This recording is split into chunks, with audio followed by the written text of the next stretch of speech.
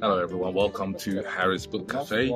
We are looking beyond the iconic film adaptation to dissect Bret Easton Ellis's 1991 classic and perhaps one of the most misunderstood and polarizing modern literature, The American Cycle. If you want to read along with this review, you can grab a copy of this novel. I have put affiliated links in the description down below. I'm here in Canary Wharf for a very specific reason.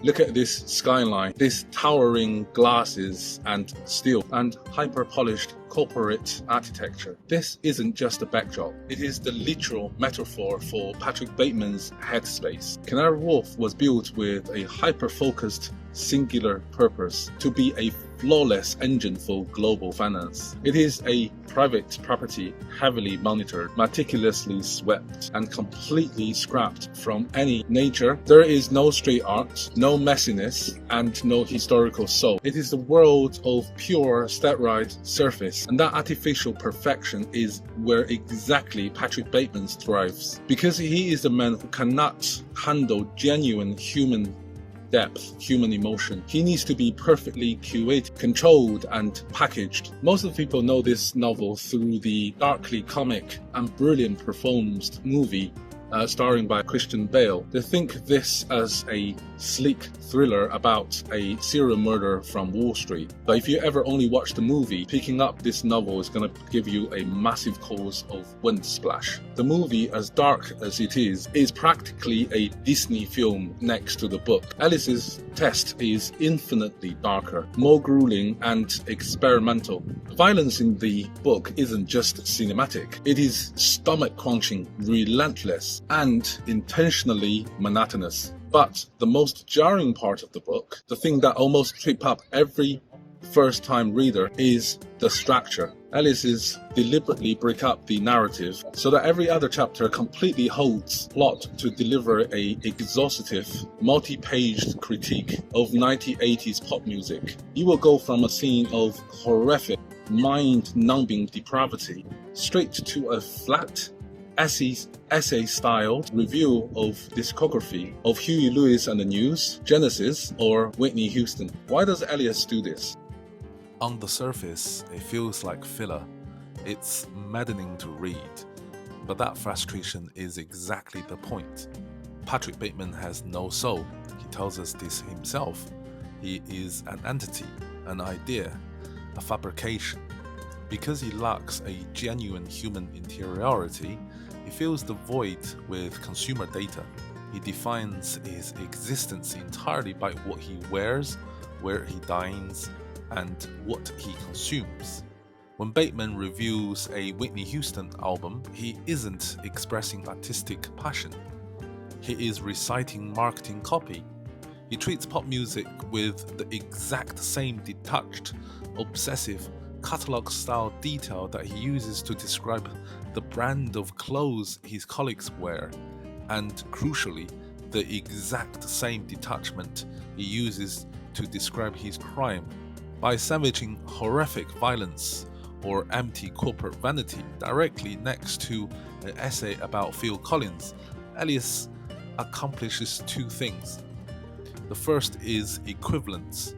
To Patrick Bateman, choosing the right corporate stationery, brutally murder a human being, and listening to spots by Huey Lewis and the News all carry the exact same moral weight. They are all just items on a checklist. And number two, numbness. The music chapters act as an emotional buffer. They flatten the narrative, exhausting the readers and draining the adrenaline from the horror element. It forces us to experience the world through Bateman's numb, clinical gaze. This structural flattening, this deliberate numbing effect, bring us to the ultimate paradox of American Cycle. By all traditional merit of storytelling, this book shouldn't work. It shouldn't be popular. It is packed with graphic, story-turning descriptions of violence that led to it being censored, dropped by its original publisher, and restricted in countries around the world. On top of that, Its main character is entirely unlikable, and the plot has no traditional resolution. So why, decades later, does it remain an absolute pillar of modern literature? Why did a novel designed to repel us become so massively successful? The answer is that American Psycho is not actually a book about serial killer. It is a flawless, devastating diagnostic report on the sickness of modern society. The graphic violence in the novel isn't for the cheap shock value or exploration. It serves a precise satirical purpose. Ellis takes the hyper-competitive, ruthless, dog-eat-dog ethos of the 1980s Wall Street and simply pushes it to its logical, physical extreme. Think about it. Wall Street in the late 80s was defined by hostile takeovers, dismantling companies and destroying lives for personal profit, all while wearing a Valentino suit and looking immaculate. What Bateman does in his apartment is just a physical manifestation of what his entire culture was doing to the society economically. The brilliance of the book and the reason it endures is that it forces us to ask a terrifying question: where does corporate greed and psychopathy begin? And that leads to the funniest, darkest element of novel's success. The satire of superficiality. Throughout the book, characters constantly mistake Bateman for other people, and Bateman constantly mistakes their colleagues for someone else. Everyone looks the same, dresses the same, has the same haircut, and goes to the same restaurants. In Bateman's world, identity doesn't exist. You are only the sum of your luxury brands. This is why Bateman never gets caught. It's not because he's a criminal mastermind. It's because the society he lives in is so blinded by surface level status that they literally cannot see the monster standing right in front of them. If you wear the right suit and your card has a watermark, you are invisible. You are blameless. Ultimately, American Psycho is a masterpiece because it predicts the future.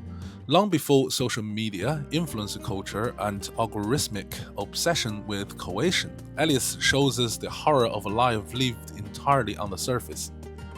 It shows us what happens when human empathy is completely replaced by consumerism. The graphic details are hard to read, and the music chapters are tedious to get through. But that's because truth is uncomfortable.